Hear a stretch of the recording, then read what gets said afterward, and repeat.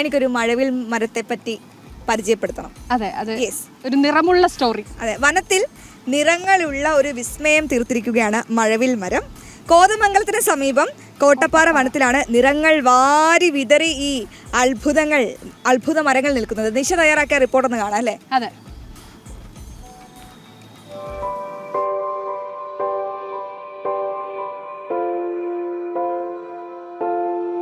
ഇതാണ് കോട്ടപ്പാറ വനത്തിലെ മഴവിൽ മരം. Kerala forest research institute ബ്രസീലിൽ നിന്ന് കൊണ്ടുവന്ന് നട്ടു വളർത്തിയതാണ് യൂക്കാലിപ്റ്റസ് ഡിഗ്ലൂപ്റ്റ വിഭാഗത്തിൽപ്പെടുന്ന ഈ മരം. ചായം പൂശിയ പോലെ നിറങ്ങൾ മാറി മാറി തിളങ്ങുന്ന ഈ മഴവിൽ മരം നേരിൽ കാണണമെങ്കിൽ വനം വകുപ്പിന്റെ അനുമതി വേണം.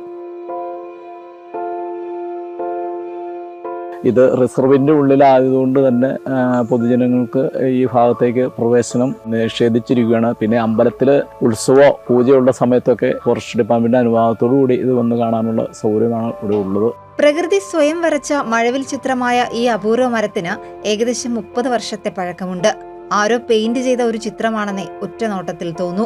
ഡിസംബർ ജനുവരി മാസങ്ങളിലാണ് മരം കൂടുതൽ മനോഹരമാകുന്നത്. മഞ്ഞുകാലത്ത് പഴയ തൊലി പൊഴിയുകയും പുതിയ തൊലി പുറത്തു വരികയും ചെയ്യുമ്പോഴാണ് വിവിധ വർണ്ണങ്ങൾ തടിയിൽ വിരിയുക.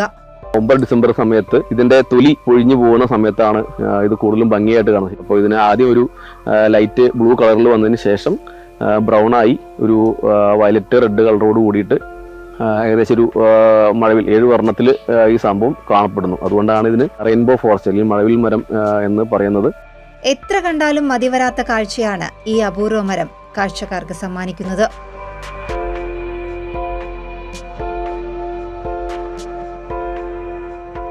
ജനം, കൊച്ചി.